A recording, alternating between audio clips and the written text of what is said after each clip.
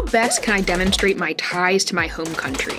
Is my family alone enough ties? That's a great question. And what I think is going to be our answer to a lot of questions, well, it will depend on the specifics of your circumstances, your own age and professional status, what kind of education you are planning to pursue. I know these are predominantly master's degrees. So, the expectation is you likely have been working in your home country to a certain amount before you decide to go for a master's degree. So family can be a very strong tie, and that could be, it's the strongest ones usually are when it's a family that you have started. So if you are married, you have children, those sorts of things. But that doesn't mean that your parents and siblings can't also demonstrate ties.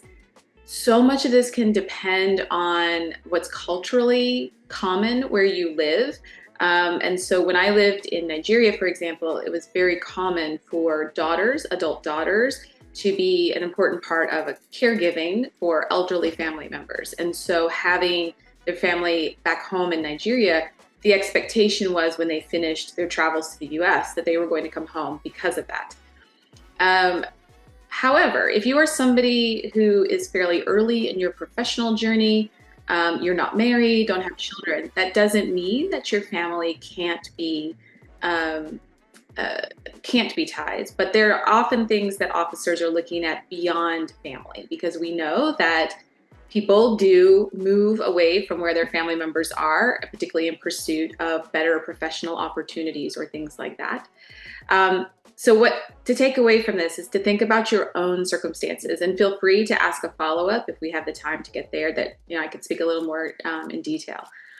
Really what the officer is listening for is how this educational choice of yours is going to help you after your education, and how that really plays out at home. So for example, if having a degree from a university in the United States would set you apart from others who are competing for jobs in your home country, or it's going into emerging fields in your home country, then that becomes more about your ties, because it's really the motivation to get this degree that then makes you a great candidate, or somebody who can bring skills and expertise that's not currently available in your country, or not widely available. So it can really depend.